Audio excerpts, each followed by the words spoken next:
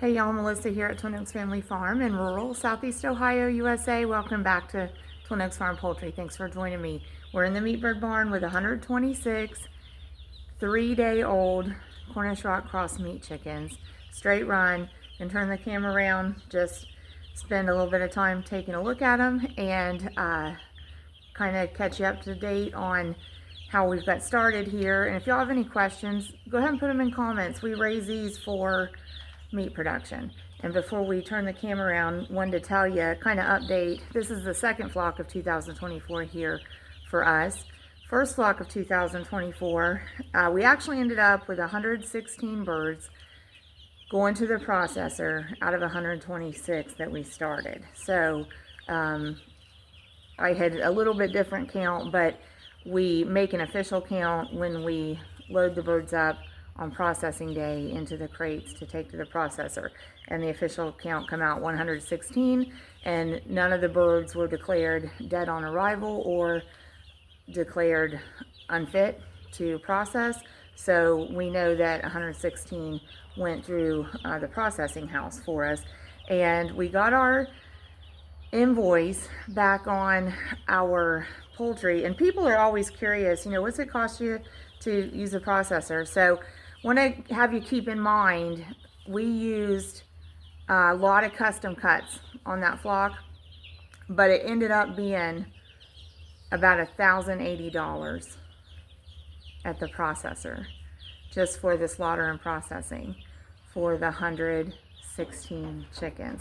Now, we didn't have anything made into whole chickens. That would be the most economical way to put an order in at a chicken processor. And had we done that, I think that, I have to go back and look at the numbers for sure, but I think that would have been about maybe $3.80 a bird or something by the time they did the slaughter and package, if we'd done just whole chickens across the board and not kept any extras. But as it is, we did boneless, skinless chicken breasts on the whole flock. Then we also did ground patties out of all the thighs and all the drumsticks. So we had deboning, grinding meat, packaging into patties, and we had the cutting the boneless, skinless chicken breast. And then we also will get the wings, so we have packaging on that. And we also kept all the giblets. So we had the cleaning and packaging of livers, hearts, gizzards, and we kept chicken feet. So we kept it all.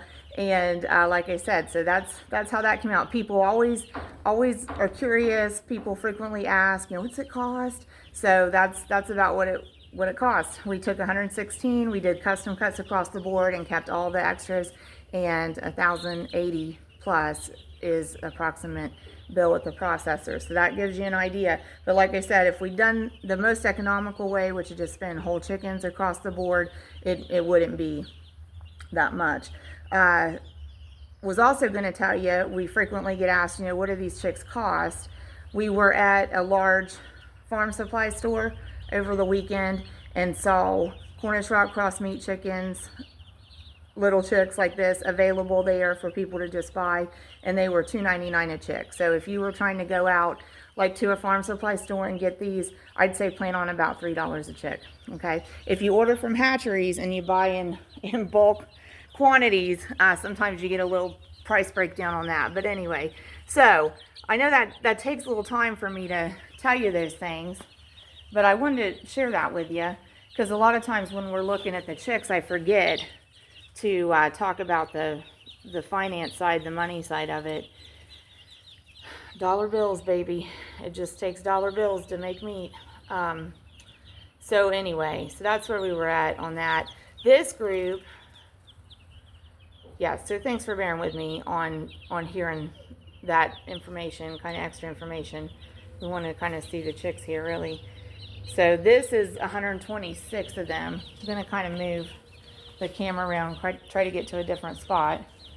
We've got some that aren't under heat lamps, so you can get a little more natural lighting on them, a little more sense of their fluff and coloring. But we do get asked frequently about those numbers. Now, I was thinking about this flock.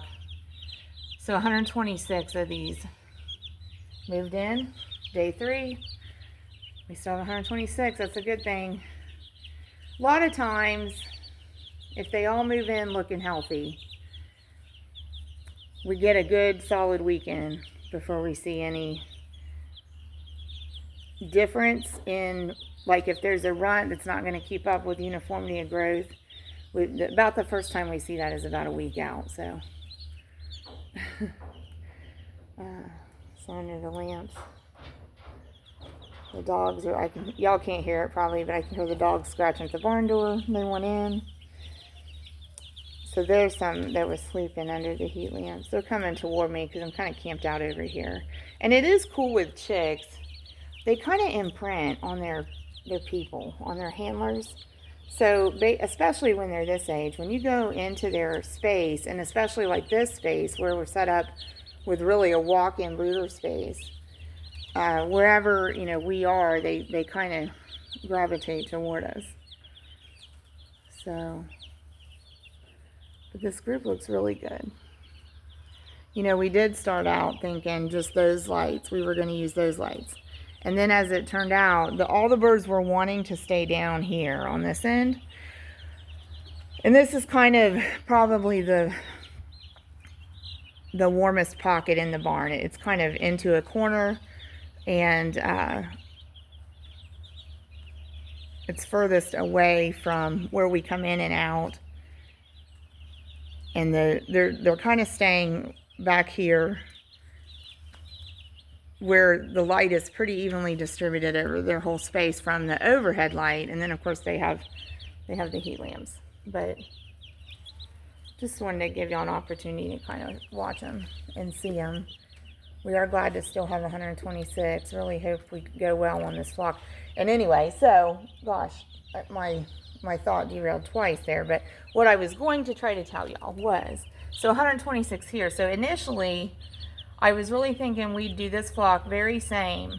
We'd do all chicken breast, all patties out of the thighs and drumsticks. Because the flock that we just took, that we got to pick up from the processor this weekend, you know, we had it all made into chicken breast and patties out of the drumsticks and thighs, and we're getting the wings. And that stuff is all sold. It's all reserved. It's all sold on pre-orders. So I do, you know, even though I do have to front the money when we get it back here, it's sold, you know, and it's a matter of us communicating with our clients. Hey, it's here. Here's your total. Let's pick it up at your convenience. We'll make a pickup arrangement.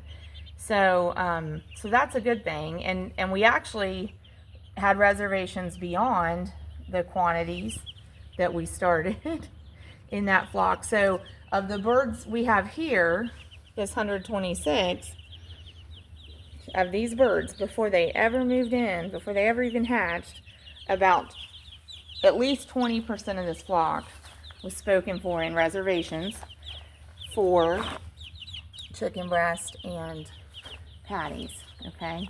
So a good 20%. Then we've taken some other orders, so probably a fourth of this flock is sold on reservations, on pre-orders, okay, for chicken breast and for patties. So what I'm thinking now, though, is we've also just about sold through our whole chickens. Sorry with the lighting, it's just, we have the heat lamp, so I can't change that.